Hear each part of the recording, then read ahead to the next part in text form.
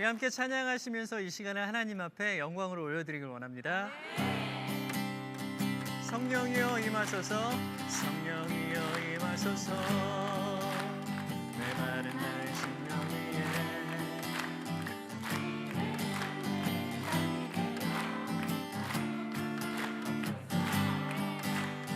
주의 권세 주의 능력 지금 이 시간 임하소서.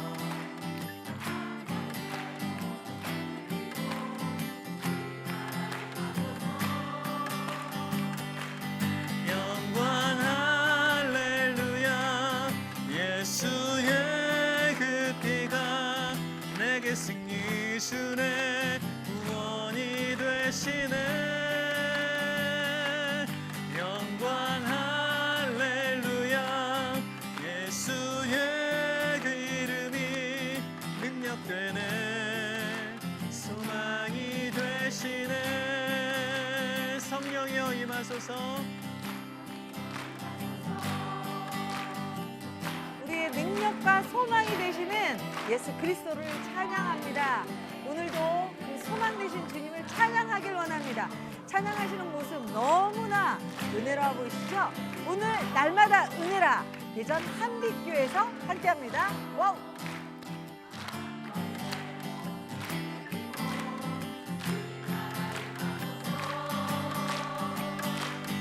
영광 할렐루야.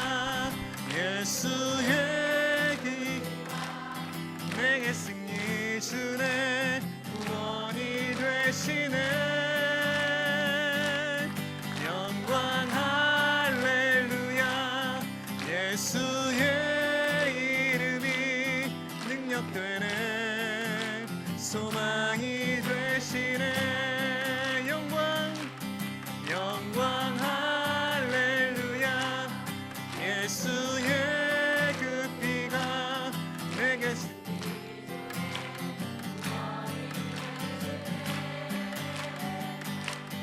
영광 할렐루야. 예수의 이름이 능력되네. 소망이 되시네. 아멘.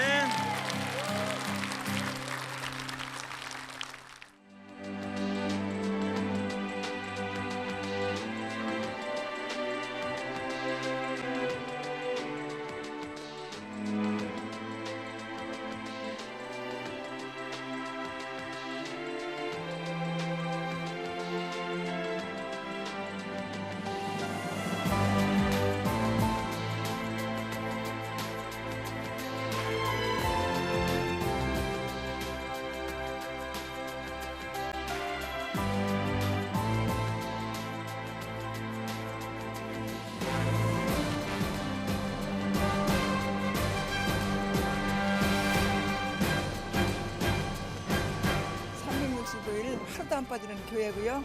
마음껏 기도할 수 있는 교회. 기도의 발전소입니다.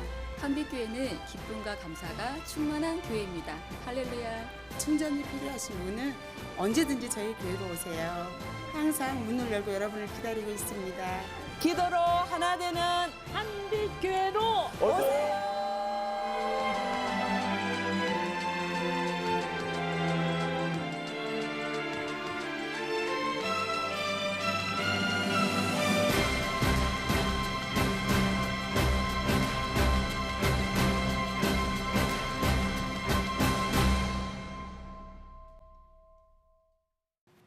날마다 은혜, 날마다 감사가 넘치는 시간입니다. 오늘 한빛교회 성도님들 함께 하셨고요. 담임 목사님이신 백용현 목사님을 모셨습니다. 어서 오세요. 와.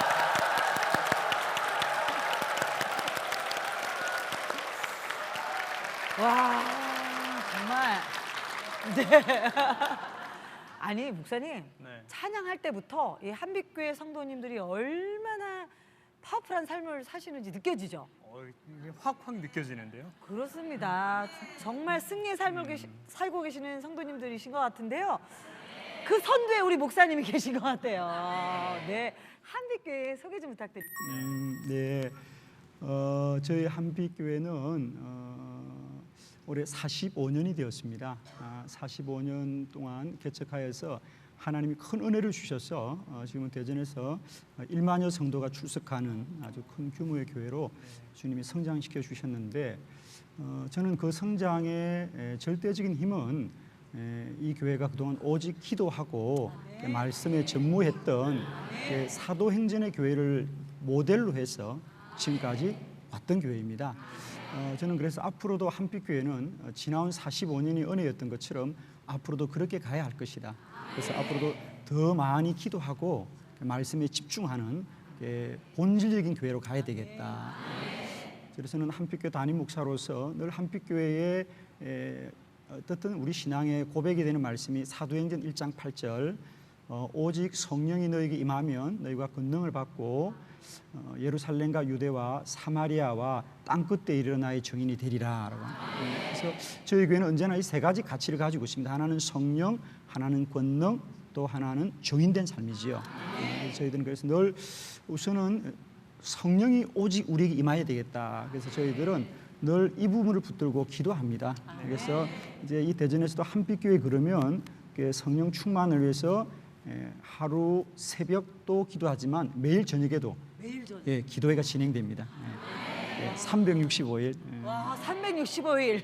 그래서 저희들이 이제 그렇게 매일 새벽과 저녁에도 본당에서 계속 기도회가 진행되고요.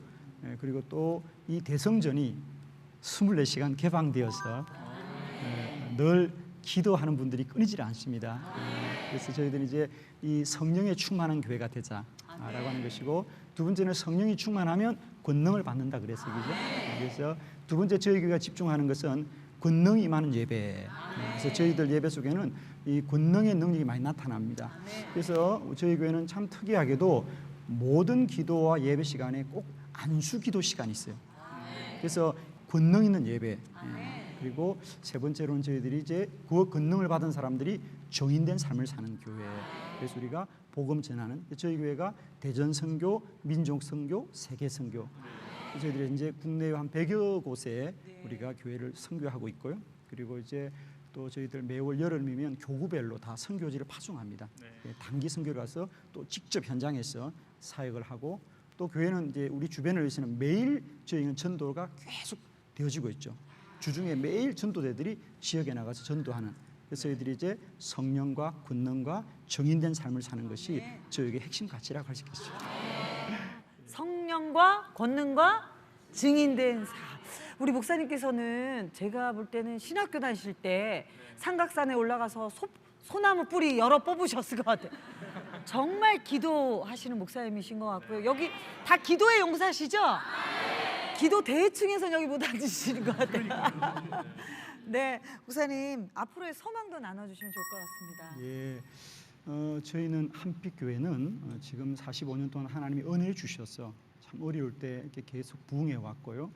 사실은 우리 한국교회가 지금은 침체기라고 하지만은 저희 한빛교회는 계속해서 부흥하고 있고요. 이런 부흥의 힘이 기도의 능력이라고 믿고 있습니다. 그래서 저희들은 앞으로 한빛교회의 부흥을 주신 하나님의 은혜를 우리가 한국교회에 더 많이 나누고자 하고 있습니다. 그래서 한빛교회의 기도 운동들을 이제는 이 교회와 함께 더 많은 지역의 교회들이 나누어서 이 어려운 때를 좀 부흥할 수 있는 그런 좀 이렇게 헌신할 수 있는 기회가 있다면 저희가 하고 싶다. 그래서 지난 사실은 8월 달에 저희들이 이곳에서 저희 교회가 가지고 있는 이 기도 사역들을 함께 나누는 2016년 기도 컨퍼런스를 했습니다. 그때 3일 동안 연이윤이 한 2만 명이 다녀갔어요. 그래서 그때 오셨던 교회 중에 교단을 초월해서 저희들이 100개 교회와 함께 앞으로 이 기도 사역을 위한 네트워크를 만들었습니다. 앞으로 저희들이 갖는 과제는 이제 그 교회들, 앞으로 기도 사역을 통해서 사도행전의 부흥을 이루고자 하는 교회들과 함께 더불어서 한빛교회 부흥을 이루고 하기를 소망하고, 또 그러기 위해서 저희들이 더 노력하려고 하고 있죠. 목사님 늘 기도가 있기 때문에 하나님의 신비가 매일매일의 삶에서 성도들에게 경험될 텐데, 수많은 간증들이 있겠지만 그래도 오늘 간증 나눠주실 성도들을 위해서 격려 부탁드립니다. 예, 한빛교회는 기적이 상식이 되는 교회입니다. 그래서 사실은 저희 교회는 주일 예배 때마다 사실 예배 시간에 간증 시간이 있습니다. 그래서 그 주간에 기도가 응답된 분들, 이런 분들의 간증이 끊임없이 되어지고 있죠. 그래서 아마 저희 교인들에게는 어떤 일보다도 간증은 아주 기쁘고 행복한 일이라고 생각합니다. 기적이 상식이 되는 교회, 기도가 답인 교회이니까요. 오늘 여러분들의 간증을 통하여 한빛교회 함께 하시는 하나님이 우리가 더 많은 분들에게 간증되어지고 또 주의 이름을 높일 수 있는 여러분 귀한 시간 되기를 바랍니다. 기도가 정말 상식이 되는 그런 삶을 살고 계신 우리 성도님들이신데요. 제가 목사님께 하나 부탁드리고 싶어요. 이 방송 보시는 수많은 크리스찬 아니면 예수를 만나야 될 분들에게 격려한 말씀 부탁드리겠습니다. 1분 메시지. 기도는 축복입니다. 기도는 사람의 노력이 아니라 하나님이 이미 예비하신 일이기 때문에 여러분의 문제가 무엇일지라도 믿고 기도하면 하나님이 반드시 응답하셔서 여러분의 삶에도 기적이 상식이 되고 기도가 답이 될 줄 믿습니다. 여러분을 축복합니다. 아멘.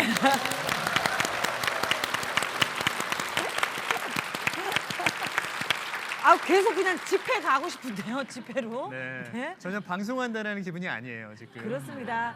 목사님, 우리 목사님 그 웃으실 때 그 미소가 너무 부드럽고 아름다우신데 그 미소 깊은 곳에 엄청난 능력과 카리스마가 숨어 있으신 것 같아요. 성도님들도 굉장하십니다. 앞으로 목사님 대전과 또 이 지역뿐만 아니라 전 세계에 복음이 필요한 곳에 기도로 용사가 되는 수많은 성도님들을 이끌어 주시길 기도하겠습니다. 감사합니다.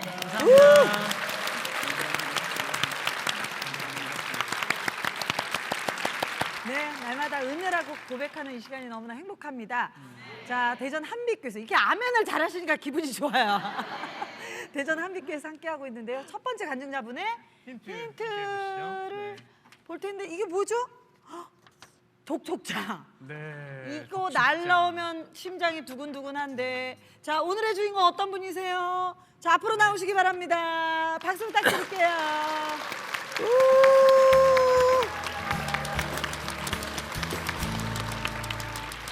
네, 감사합니다. 네, 소개 좀 부탁드릴게요. 안녕하세요. 김지연 집사입니다. 우리 한빛교회는 목사님뿐만 아니라 성도님들도 이렇게 잘 웃으시대요. 우리 김지원 성도님과 이 네. 독촉장 뭔가요? 네, 김지현 집사님께서는 독촉장을 통해서 하나님을 진정으로 만나는 살아계심을 체험했다라고 합니다. 도대체 어떤 일이시길래 하나님이 독촉장까지 사용하셨을까 싶어요. 네. 그만큼 급하셨던 거죠. 네. 네, 우리 집사님 독촉장을 통해서 하나님을 깊이 경험했다고 말씀하셨는데 무슨 일이 있으셨던 거예요? 13년 전에 저희가 결혼을 했을 때 저희 남편은 건설회사 하청업체에 다니고 있었고 저는 어린이집 교사였어요. 근데 제가 이제 결혼하고 저희가 뜻하지 않게 2달 만에 임신을 하는 바람에 입덧을 하고 이제 어린이집 교사를 제가 할 수가 없어서 일을 그만두게 되었는데 그때는 이제 결혼한 지 2달밖에 안 돼서 뭐 생활비가 어떻고 이런 거 잘 가늠이 안 될 때라 그 당시 남편 월급이 95만 원이었거든요. 그러니까 이 95만 원을 가지고 산다는 게 뭐 괜찮겠지 이제 그런 생각들을 아무 생각 없이 이제 살았는데 임신을 해서 배는 불러오고 먹고 싶은 건 너무 많고 근데 사 먹을 수는 없고 네 그러다 보니까 그 회사에서는 제발 월급 5만 원만 좀 올려주시라고 100만 원만 달라고 이래도 이제 그쪽 회사에서는 그걸 안 된다 하시고 그래서 결국 이제 큰 아이를 낳기 전에 직장을 옮겼어요. 그 사장님은 되게 마음이 유하셨던 분이고 또 집도 가까웠는데 문제는 그 회사도 어려워서 저희가 입사한 그 첫 달부터 월급이 안 나왔어요. 예, 네. 날짜가 제 날짜에 월급이 안 나오면서 2달 밀리고 한 달치 주시고 또 한 3달치 밀리고 또 한 달치 주시고 이런 이제 생활들이 반복되다 보니까 뭐 공과금은 매달 나가야 되는데 이제 못 내잖아요. 그러면 뭐 전기세나 가스비나 이런 공과금들은 3달 안 내면 그렇게 독촉장이 와요. 그럼 독촉장이 오면 그런 게 올 때마다 남편하고 둘이서는 이제 애 재워놓고 가정 예배를 둘이 드리는 거예요. 찬양하면서. 그때 당시에 기도 제목은 딱 하나였어요. 하나님 월급 주세요. 월급 주세요. 하나님 월급 좀 주세요. 전기 끊긴대요. 가스 끊긴대요.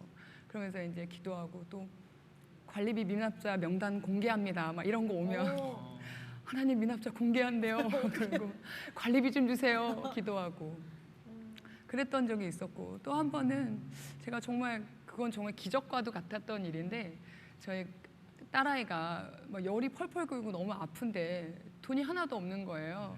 그래서 병원은 가야 되는데 어떡하지? 하나님, 나 돈도 없고 우리 애는 아프고 어떡해요? 하는데 그때 번뜩 든 생각이 저금통이었어요. 저금통. 네, 그래서 저희가 동전을 모아두는 저금통이 있었는데 그거를 탈탈 털었는데, 그 당시에 병원이 진료비는 3,000원, 약값은 1,500원이었어요. 그래서 4,500원이 필요했거든요.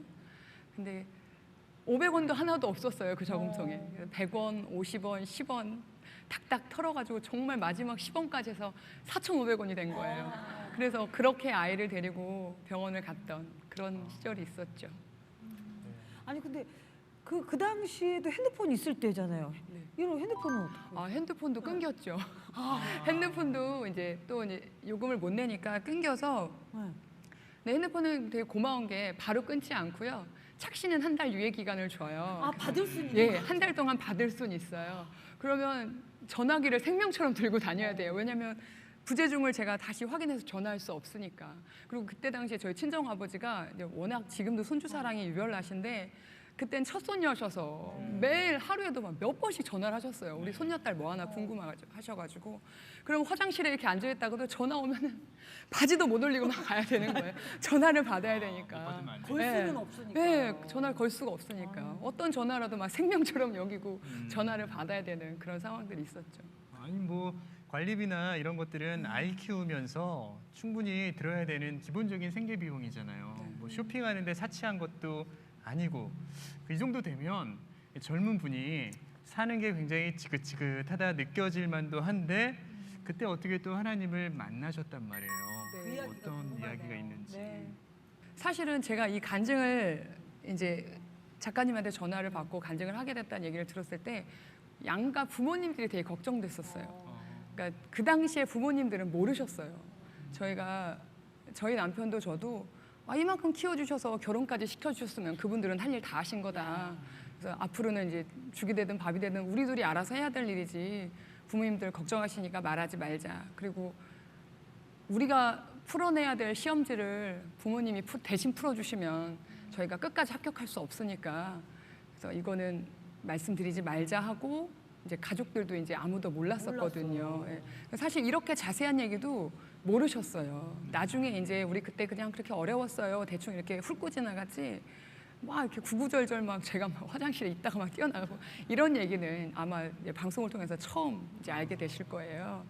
근데 그런 이제 시간들 속에서 제가 의지할 때는 정말 교회밖에 없었거든요. 그러니까 집이 그때 굉장히 멀었어요. 교회로 오려면 버스를 2번을 이제 타고 와야 되는데, 때마침 하나님이 저를 위해 버스 환승제를 만드셔가지고 교통카드 한 장만 들고 이제 교회로 오는 거예요. 그때도 이제 워낙 돈이 없으니까 돈이 무조건 생기면 교통카드부터 충전을 하는 거예요. 난 이 카드 없이 못 다니니까. 그래서 최고로 많이 충전한 게 2만 원 충전해봤거든요. 그래서 그렇게 교통카드를 들고 버스를 2번 타고 이제 아이를 데리고 교회로 오면, 교회 이제 언니 집사님들이 지금도 여기 뭐 계시겠지만, 그 언니 집사님들이 밥 사주고 커피 사주고 또 저를 그렇게 긍휼한 마음으로 저를 예뻐해 주셨어요. 그래서 저희 아이들 필요한 것들 뭐 책이며 옷이며 신발이며 정말 사소한 거 하나까지도 언니들이 여유가 된다 싶으면 다 그렇게 저를 주셨어요. 그리고 또 하나 너무너무 고마운 친구가 지금도 저랑 가장 친한 친구인데, 그 친구는 저랑 비슷한 시기에 결혼을 했어요. 근데 그 친구가 교회 근처에 살았는데, 제가 교회 오면 낮에 만약에 이제 기도회가 있어서 오면 저녁에 그러니까 예배가 있는 경우에 제가 집에 왔다 갔다 하면 제 또 교통카드가 또 소비가 되잖아요. 그러니까 그 친구가 자기네 집을 데려가요. 그럼 거기서 애들 낮잠 채우고 간식 먹여주고 저녁까지 먹여서 같이 교회로 오는 거예요. 그러니까 그런 일들을 해줬던 고마운 친구도 있고, 그러니까 저는 그런 모습들을 통해서 하나님이 나를 얼마나 사랑하시는지, 하나님이 내버려 두시지 않는다는 거를 그렇게 다 경험하고 살았죠. 되게 또 신기하고 재밌는 건, 제 동생이 그때는 이제 결혼 전이었거든요. 근데 동생이 조카 보고 싶어서 집에 놀러 오면, 그러니까 형부 나 맛있는 거 사줘요 이럴 수 있잖아요. 꼭 처제들은 네. 그래요. 네, 그럴 수 있잖아요. 그러면 너무 기가 막히게 저희가 막 1년 넘게 정말 아껴가지고 막 모은 돈, 그러니까 돈 모아서 피자 한 번 어쩌다 사 먹고 모은 쿠폰이 딱 10장 되는 날 제 동생이 놀러 와요. 10개 되면 서비스 네, 나오잖아요. 10개 되면 무료로 사 먹을 수 있거든요. 무료로. 네, 그럼 그때 이제 때마침 제 동생이 그때 와서 다른 것도 아니고 피자 사달라고 해서 피자 사줄 수 있게 되고 또 이제 서울 살던 언니가 지연아 너 비상금으로 가지고 써. 그리고 가끔 돈을 보내주면 정말 그때 제 동생이 놀러 왔어요. 그럼 정말 그래서 동생은 저희 집에 놀러 올 때마다 먹고 싶다는 걸 못 먹어본 적이 없는 거예요. 기도하는 동생입니다. 정말 하나님의 은혜였어요. 그래서 동생도 몰랐는데 이제 나중에 이 이야기를 알고 나서 동생이 정말 많이 울었다고 그러더라고요. 그래서 그때 뭐 동생뿐만 아니라 언니도 그렇고 뭐 양가 부모님들도 그렇고 이제 많이 우셨다고 도와줄 수 있었는데 도와달라고 하지 그랬냐 그러면서 많이 우셨죠. 근데 제가 3남매를 키우는데 또 한 번은 이제 제 큰딸이 돌 때 되면 아이들 돌 앨범 찍어주잖아요. 그렇죠. 근데 저희는 이제 돈이 없으니까 먹고 살기 지금 저긴데 막 쌀 달라고 기도하는데 돌 앨범을 찍어줄 수 없어서 그냥 안 찍고 말았는데 나중에 이제 교회 사진관을 하시는 집사님이 그걸 아시고 본인이 무료로 찍어주시겠다고 하시는 거예요. 그래서 저희 큰딸은 18개월 때 돌사진을 찍었어요. 근데 그것도 정말 하나님 은혜고 너무너무 감사하고 그 큰딸은 사실 저희가 경제적으로 가장 어려울 때 어린 시절을 보냈거든요. 엄마 핫도그 하나만 사달래도 못 사줬어요. 아이가 해달라는 거를 해줄 수가 없어서 그 500원짜리 핫도그가 뭐라고 그거를 못 사줬거든요. 근데 그런 일들이 너무 비일비재했어요. 그 큰딸하고는. 근데 참 감사하게도 그런 걸 통해서 아이는 절제하고 인내하는 것들을 몸에 익혔더라고요. 그리고 저희 딸을 이렇게 보니까 자기가 갖고 싶은 것들을 리스트를 쭉 적었는데 거기서 하나하나 지운 흔적들이 있어요. 네. 그래서 왜 그렇게 지우나 봤더니 자기가 필요한지 아니면 이건 욕심인 건지를 구분해서 다 지우고 결국은 하나만 남겨두더라고요. 그래서 근데 자기 일에는 자기 본인의 삶에 대해서는 굉장히 인내하고 절제하는데 반면에 또 뭐 교회에서 성경금 한다, 누구 어려운 사람 돕는다 그런 기부금 같은 데는 선뜻 정말 풍성하게 내는 그런 모습을 보면서 와 하나님이 우리 부분만 훈련하시는 게 아니구나. 저 딸에게도 하나님이 이 땅에 보내신 목적대로 저렇게 키워가시는구나. 지금은 그 딸이 정말 자기 용돈의 70%를 르완다의 아이에게 후원을 해요. 그래서 저는 그것들을 보면서도 이건 정말 열매다, 벌써 열매다 그런 감사함이 있어요. 또 이런 간증은 또 많은데 뭐 목원이 빵을 이렇게 주면서 딸기 한 팩을 준 적이 있는데 제가 야 엄마 빵 먹고 싶다고 기도했는데 하나님 빵 주셨다. 근데 딸기는 누가 먹고 싶다고 했니? 그랬더니 둘째 딸이 엄마 제가 며칠 전에 마트 갔을 때 딸기 보고 속으로 딸기 먹고 싶다 생각했어요. 그러는 거예요. 그래서 거봐 야 하나님은 속으로 생각만 해도 이렇게 주신다.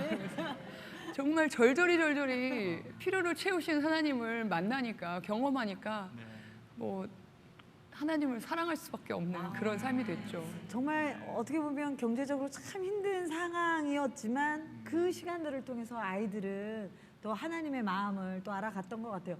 아까 우리 지사님 얘기하실 때 자녀가 3명, 예. 12살? 9살, 4살. 9살, 4살. 네. 사실 이게 경제적으로 힘들 때 이렇게 줄줄이 겹쳐서 이 키우는 거 이거 만만치 않거든요. 어떠셨어요? 아까 말씀드린 것처럼 저는 부족한 것들은 하나님이 늘 필요를 채워주셔서 사실 경제적인 걸로 애 키우고 힘들다 이 말은 사실 제가 동의를 못해요. 제가 돈 때문에 애 키우는 게 힘들다라고 생각했던 적은 사실 없거든요. 다만 이제 하필 아이를 저한테 셋이나 주셔가지고 저는 근데 딸들만 키울 때는 제가 아이를 되게 잘 키우는 사람이라고 생각했어요. 그리고 나는 아이들을 사랑으로 키우겠다고 생각했고요. 근데 정말 생각지도 않게 뜻밖의 아들이 생겨서 아들을 이렇게 낳아서 키우면서 그 깐난쟁이 아기를 보는데도 제 감정 따라 사랑이 변하더라고요. 그래서 제 피곤함에 따라 사랑이 있었다 없었다. 그래서 왜 나는 내 새끼인데 내가 사랑을 못하지? 왜 내가 사랑을 못하지? 내가 이상한 건가? 근데 그때 하나님이 주신 마음이 그거였어요. 죄인은 사랑할 수 없어. 죄인 안에는 사랑이 있을 수가 없어였어요. 그래서 그렇구나. 내가 죄인인 걸 까먹고 있었구나. 내 안에 사랑이 없는 걸, 솟아날 사랑이 없는데, 씨앗 자체가 없는데 어떻게 사랑이 열매 맺겠나. 그 아이를 참아주지 못하는 모습을 볼 때도 아 맞아, 나 인내도 없는 사람이지. 또 아이에 대해서 무지하게 구는 저를 볼 때도 아 맞아, 나 지혜 없는 사람이지. 그러면서 하나님, 그때부터 이제 기도가 바뀐 거죠. 하나님, 저에게 지혜를 주세요. 저에게 사랑을 주세요. 하나님의 것들이 저에게 채워져야 이것들이 아이들한테 흘러갈 수 있습니다. 이제 이렇게 저의 기도가 자녀들을 향한 기도도 이제 더 이렇게 구체적으로 바뀌게 되고. 근데 제가 이제 이런 저의 죄들이 보이고 아이들이 이제 제 훈육, 말씀대로의 훈육이 아니라, 왜 엄마들은 다 공감하실 거예요. 감정에 속아가지고 마귀한테 속아가지고 막 미쳐 날뛸 때. 이럴 때 있죠. 네. 엄마 화 안 났어. 이런데 화난 거 그죠? 저희 아들이 자주 하는 말이 엄마 눈썹이 화났어요. 이렇게 자주 하는 말인데. 맞아. 근데 이제 그럴 때마다 제 안에 계신 성령님은 계속 저한테 말씀하시는 거예요. 나 너 그렇게 사랑하지 않잖아. 나는 너를 그렇게 사랑하지 않잖아. 나는 너 기다려주잖아. 나는 너 참아주잖아. 그 하나님의 사랑을 자꾸 비춰주시면 제가 죄인이어서 울고, 이런 나를 사랑하시는 하나님 때문에 또 울고, 그러니까 제가 이렇게 막 울어요. 근데 저희 큰딸이 얼마 전에 자기 이제 큰 이모한테, 저희 언니한테 그런 얘기를 했대요. 이모, 나는 우리 엄마 이해 안 되는 게 하나가 있다. 뭔데? 그랬더니 우리 엄마는 우리를 혼내놓고 꼭 운다. 내가 볼 땐, 내 생각엔 우리 엄마가 우리를 죄책감 느끼게 하려는 것 같다. 그랬대요. 그래서 저희 언니가, 야, 니네 엄마가 연기자도 아닌데 어떻게 이렇게 우는 척을 하겠니? 이모는 똑같은 엄마라서 엄마 마음이 너무 이해가 된다. 아마 엄마가 조금 더 참을 걸 후회하면서 울 거다. 그랬다고 하더라고요. 그래서 정말 이렇게 매일매일 이 삼남매랑 살면서 천국 같다 지옥 같다, 천국 같다 지옥 같다, 이 삶이 매일 반복인데, 제가 성령 충만할 땐 하나님 어떻게 저한테 셋이나 주셨어요, 감사해요, 이랬다가 또 이제 정신 나가면 이제 아니 왜 또 셋씩이나 주셔가지고 지금 나를 뭘로 보시고 지금 셋이나 주셔가지고 지금 무슨 볼장을 보시겠다고 이런 마음이 들었다가 이렇게 왔다 갔다 합니다. 완전 공감이신 거예요. 완전 공감이죠. 네. 저희 딸이 그러더라고요. 엄마 왜 교회랑 집에서 표정이 달라? 할렐루야. 가만히 있어. 이런 거 있잖아요. 근데 네. 어떻게 보면 그 자녀를 통해서 하나님 내 자신을 보게 하시는 것 같아요. 더 하나님께로 이끌어 주시는 것 같습니다. 경제적인 고난을 통해서 또 자녀를 통해서 줄곧 하나님을 만나고 있는데, 대부분 여자들이 근데 그럼에도 불구하고 이런 생각 한번 하지 않나 싶어요. 왜요? 내가 왜 이 남자를 만나서 이렇게 아유. 고생을 하고 있는 건가? 라는 생각을 할 것 같은데 한번 여쭤보고 싶어요. 그런 생각이 아유. 들지는 않았었는지. 했죠. 했죠. 아주 잠깐 했어요. 아주 잠깐 했는데 결론은 그거였어요. 내가 그렇게 어려운 시간을 겪으면서 남편하고 매일 그렇게 예배드리고 매일 찬양하고 기도하고 했던 그 시간은 못 바꿀 것 같아요. 저는 제가 모태신앙인데, 결혼 전에는 사실 제가 찬양팀도 했었고 뭐 교사도 했었고 그랬는데, 월화수목금토 6일 동안은 정말 말씀과 상관없이 제 맘대로 살았거든요. 식기도 하루 3번 딱 하면 그게 끝이었어요. 그러면서 주일날 딱 오면 찬양단 하면서 막 손 들고 막 찬양하고 감정이 취해서 막 눈물 막 흘리고 하면 내가 나름 굉장히 나는 신실한 믿음이고, 그리고 남들이 저 청년 믿음 좋아 이러면 맞아, 나 믿음 좋아, 제가 이렇게 착각하고 살았는데, 결혼해서 이렇게 절절히 하나님을 만나면서 저대로 뒀다가는 평생 속고 믿음 있는 줄 속고 살다가 지옥 가겠다 싶은 하나님의 특단의 조치였던 것 같아요. 그래서 남편도 저도 그때 그 상황마다 지금 이 시간을 잘 견디면, 또 잘 이겨내면 하나님이 분명히 예비하신 복이 있다, 이런 좀 믿음이 있어서 잘 즐겼던 것 같아요. 그 상황들을 잘 즐겼고, 그냥 밥에 그냥 물 말아서 김치 하나 얹어 먹어도 뭐 극기훈련처럼 생각하고 어디 수련해 온 것처럼 생각하고, 그리고 그러면서 하나님이 참 귀하게 가르쳐 주신 것들이 축복받을 그릇이 먼저 준비되어야 되는 것, 그리고 물질을 관리하는 법을 먼저 배워야 한다는 것, 이런 것들, 그리고 또 저희가 어려움을 겪으면서 그런 시절을 겪고 나서 호라비시온 과부가 안다고 어려움 당한 사람들의 마음을 이제 누구보다도 잘 알게 되는 거예요.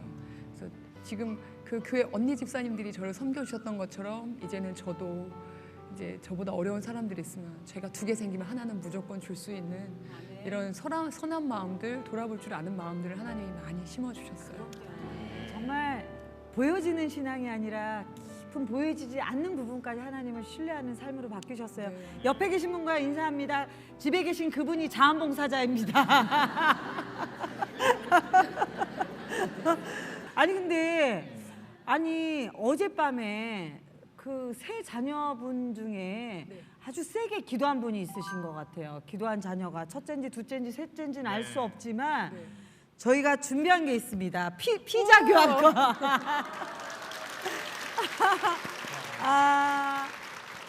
사이즈도 왕 대자로. 우리 목사님이 전달 좀 해주세요. 네. 맛있게. 아유 또 이렇게 후원해주신 또 피자 가게 사장님 저희가 계시니까. 네. 이렇게 방송을 하면서 뭔가를 후원해 본 적은 처음이에요. 피자 주셔서 감사합니다. 잘 먹겠습니다. 감사합니다. 피자 먹고 싶다고 누구한테 그랬어? 나도님한테. 예수님한테 뭐라고 했어요? 피자 먹고 싶어요. 피자 주세요. 너무 감사합니다. 잘 먹었습니다. 사실 어떻게 보면 참 안 나눠도 되는 부분까지 그죠? 더 솔직하게 우리에게 자유롭게 나눠주셔서 네. 더 많은 분들에게 위로와 또 회복을 주셨던 것 같아요. 네. 우리 집사님 하나님을 중심에 두고 삶을 굉장히 건강하게 해석을 하니까 어떠한 상황에도 이 같은 모습을 잃지 않는 것 같아요. 그렇습니다. 자 그러면 마지막으로 자 하나님께 영상 메시지 보내드리겠습니다.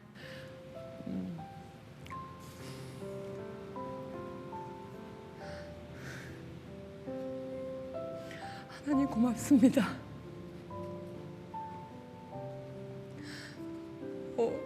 후원해 주셔서 이렇게 믿음의 가정을 이루게 하신 것도 감사한데 매일매일 하나님이 사랑하시는 교회 안에서 천국을 누리게 하시고 또 매일매일 말씀 먹으면서 저희 가정이 신앙으로 더욱더 견고하게 자라게 해주셔서 감사합니다. 제가 한 게 아무것도 없는데 그냥 교회를 떠나지 않았던 거 하나뿐인데 하나님이 제게 주신 복은 너무너무 큰 것 같아요. 하나님이 앞으로도 저희 가정을 어떻게 사용하실지 모르지만 지금까지 인도하신 대로 그냥 따라왔던 것처럼 앞으로도 그렇게 따라가겠습니다. 하나님 잘 이끌어주세요.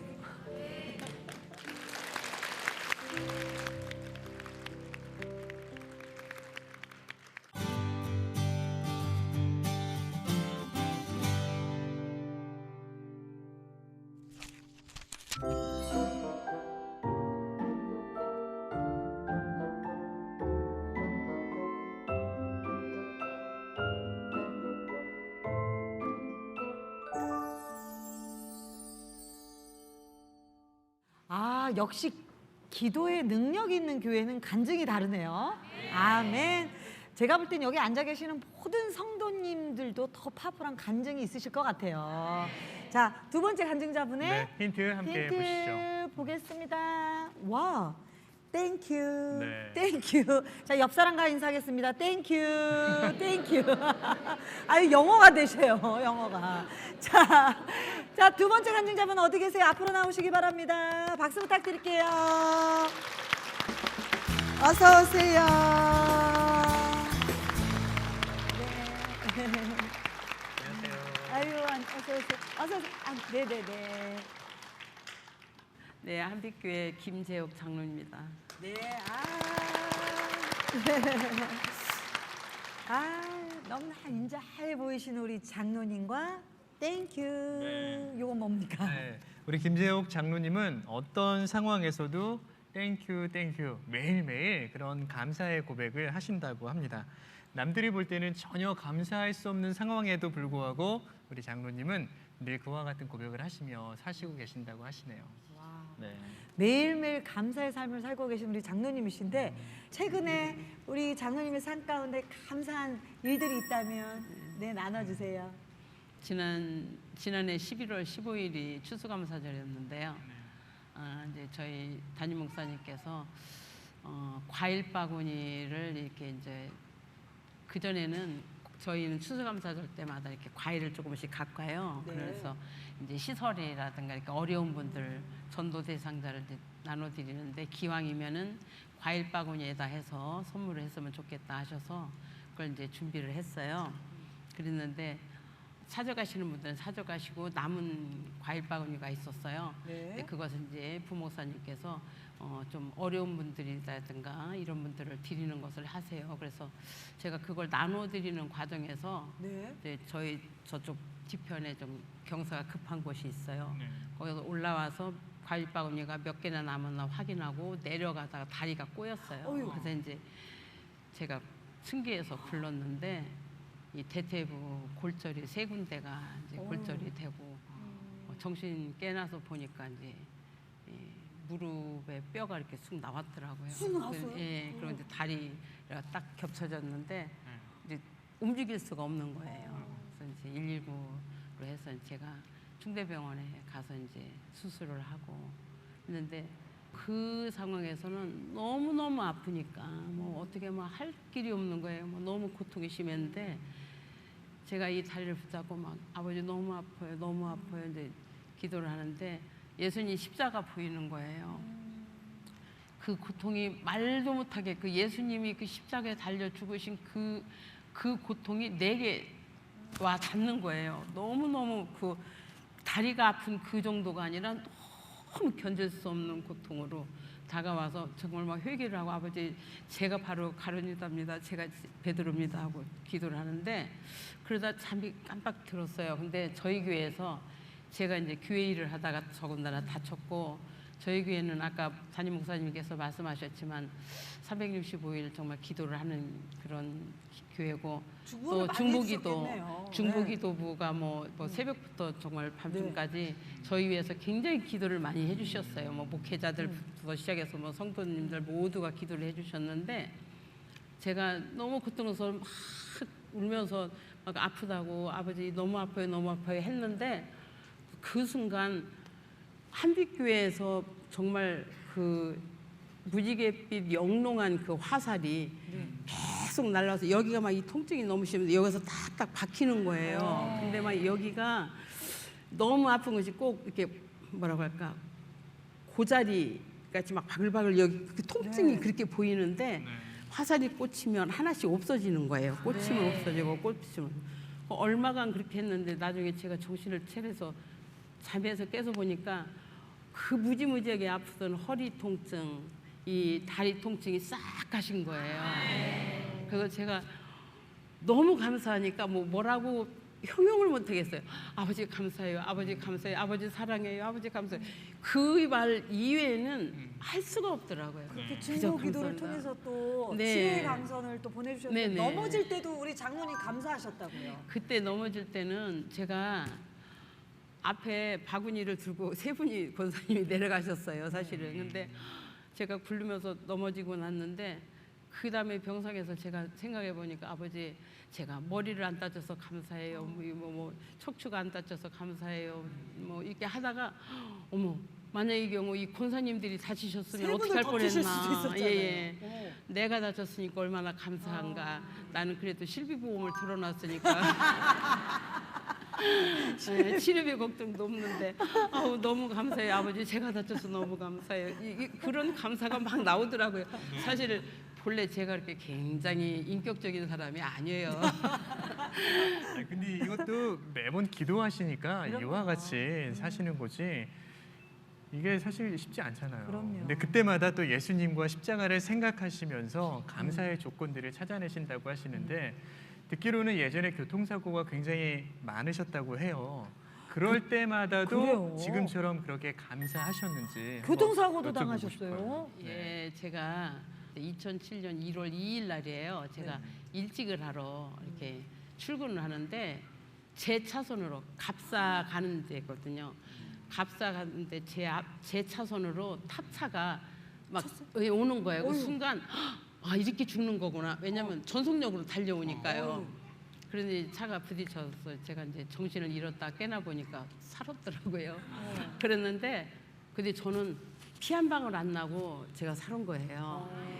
그래서 뭐 제 앞으로 차가 왔으니까 눈만 감으면 이 차가 저한테 오는 거예요. 그런 상황에서 입원을 했는데 정말 감사한 것이 제가 살아오면서 하나님의 그 섭리, 하나님의 인도하심이 얼마나 기가 막힌지 하는 것을 깨달았던 것은 같은 입원실에 환자가 4분 사인실이었었는데요. 할머니 한 분이 당뇨 환자고 발가락도 잘려서 그때 이제 그렇게 오신 분이에요. 근데 좀 있으니까 옆에 환자가 아줌마 빨리 일어나봐. 이 할머니 이상해요. 그래요. 그래서 보니까 이 할머니가 의식이 완전히 없는 거예요. 그래서 제가 이제 혈당계를 저도 당뇨가 있어서 혈당계를 재보니까 에러가 나는 거예요. 조금 있다 막 주스를 갖다 퍼먹이고 또 재보면 또 에러 나오고 그것을 새벽 2시부터 7시까지 했어요. 근데 간호사실 가서 두드리니까 간호사가 없어요.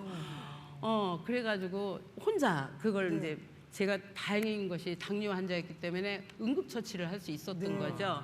그래서 막 주스 계속 먹이고 또 재보고 했더니 새벽 한 7시쯤 되니까 의식이 돌아오셨어요. 뭐 소변을 막 완전히 벙하게 싸가지고 뭐 다 젖고 그래서 이제 해서 다 이제 갈아입히고 제 입을 갖다 깔아드리고 이제 입원하셨는데 환자셨는데 네. 환자를 간호하셨던 거죠. 예. 근데 그게 또 감사해. 네, 근데 이제 그 환자 그 보호자한테 너무 또 놀랄까봐 7시 넘어서 이제 전화를 했죠. 저기 할머니가 어제 밤새 조금 편찮으셨는데 죽 좀 쏘갖고 오시라고. 그때 이제 8시 넘어서 오셨어요. 이제 상황이 다 종료된 상황인데 그래서 그분한테 제가 이제 예수 믿는 사람이니까 전도를 하고 이렇게 하면서 참 감사한 생각이 들었어요. 아, 이런 병실에서도 이렇게 참 전도를 할 수 있는 그런 기회가 있었구나. 그래서 그 상황이 어떠한 상황이 돼도 참 지나고 보면은 감사하고 제가 교통사고 나고 뭐 이런저런 어려운 일을 당할 때마다 아버지 이번엔 또 뭘 주시려고 저한테 이러시는데요. 그래서 좀 어려운 일이 있으면 조금 기대가 돼요, 사실은. 뭐 이번 일을 통해서는 또 뭘 주시려고 이러시나. 그러니까 근데 다 뜻이 하나님의 뜻이 있었던 거죠. 예. 교통사고 나서 입원했지만 그곳에서 또 하나님의 그 복음을 전하는 도구로 또 사용해 주셨던 것 같아요. 네. 우리 장로님은 매 순간 정말 그렇게 감사의 고백을 해주셨는데 또 살다 보면 또 삶을 통해서 또 신앙을 통해서 하나님이 또 훈련시키시는 것 같아요. 네. 남편 장로님하고도 또 그런 일이 있으셨다고요. 아니지, 저희 남편은 솔직히 저 보시면 인상이 썩 좋은 인상 아닙니다. 어디 계세요? 네. 제가 알아요. 입 딱 다물고 딱 거울을 보면 상당히 좀 그래요. 무서우시구나. 지금은 입을 오셨어요? 다물고 계시진 않으셔서. 어디 장로님? 아이고 인상이 그냥 너무 좋으시구만요. 그런데 네. 정말 좋은 남편을 주셨어요. 그래서 신앙생활을 이제 저랑 결혼하면서 같이 하게 됐고 전에는 안 믿었었고요. 근데 저보다 먼저 집사도 먼저 되고 장로도 먼저 되고 그랬어요. 근데 정말 잘 이렇게 섬겨주고 하니까 감사하고요.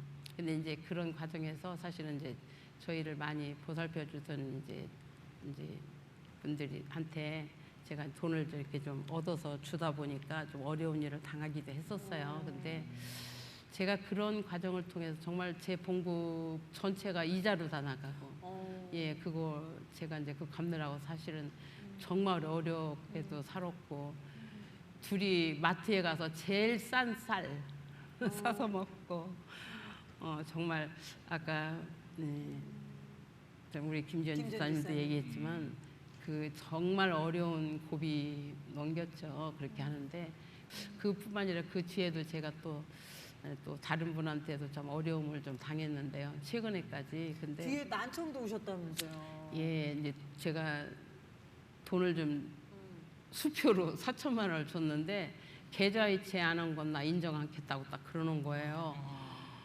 그러니까 이걸 막 고민을 하다가 한 넉 달 동안 막 고민을 하고 막 기도를 했는데 그게 이제 잠 못 자고 막 고민하고 이렇게 하다 보니까 이제 급발성 난청이 와가지고 제가 지금 오른쪽 귀를 이제 못 듣습니다, 사실은.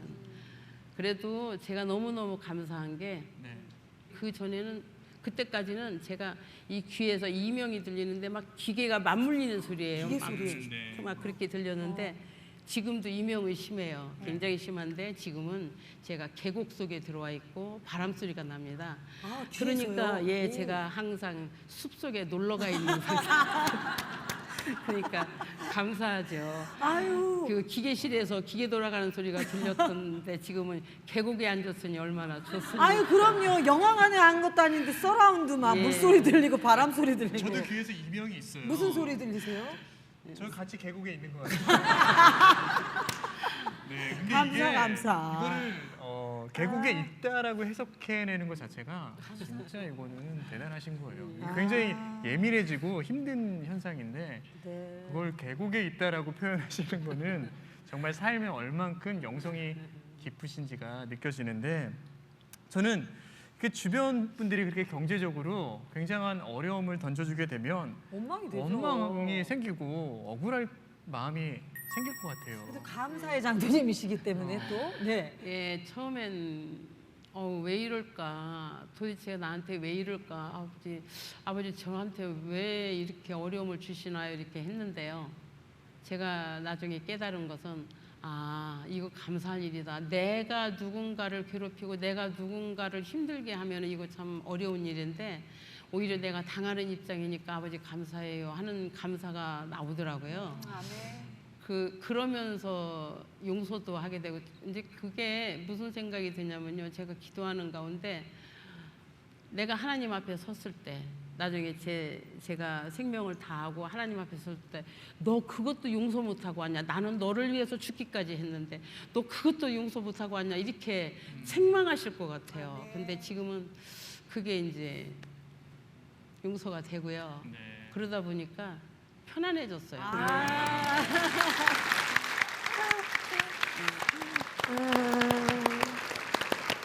네. 또 우리 장로님이 귀한 간증까지 해주셨는데 또 선물도 준비하셨다고요. 네, 이 신앙의 굉장히 멋진 선배를 저는 오늘 선물로 받은 것 같은데 장로님이 또 하나의 선물을 가지고 오셨대요. 네. 또 이렇게 감사의 마음을 담아서 찬양을 하는데 그걸 악기로 또 하신다고. 색스폰 연주로. 와. 네.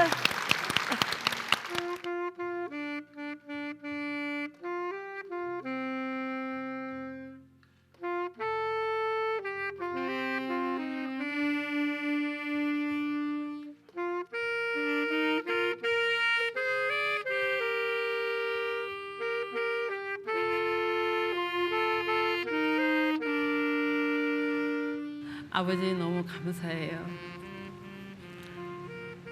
정말 너무 보잘것없고 아버지 앞에 너무 부족한 것들이 많은데 저한테 이렇게 좋은 선물들을 많이 주시고 제가 불평불만할 그런 입인데 제 입을 통해서 감사를 할 수 있도록 인도해 주셔서 너무 감사해요. 아버지 사랑해요. 감사합니다, 아버지.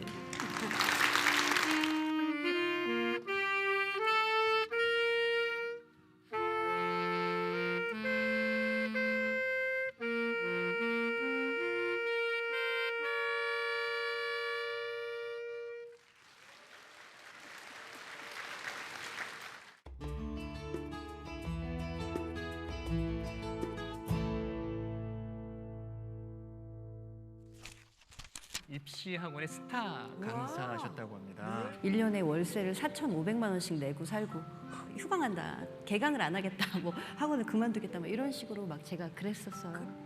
그 이제 갑질 같은 거였던 것 같아요. 몸 안에 이제 어떤 세포가 돌아다니는데 자기 몸의 세포를 막 공격해서 죽이는 그 남들보다 평균 수명이 한 10여 년 정도 아무튼 좀 짧기도 하고 그 방에서 엄청 많이 울었던 것 같아요. 많이 울고.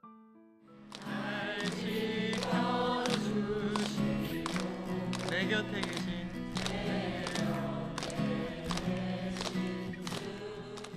프로그램에 도움을 주신 분들께 성경 2.0에서 성경 만화 전집을, 좋은 의사들에서 기능성 샴푸 세트를, 나블러스 솝에서 천연 비누 세트를, 투와이닝에서 고급 티백 세트를, 티아스토리에서 화산재 비누 세트를 드립니다.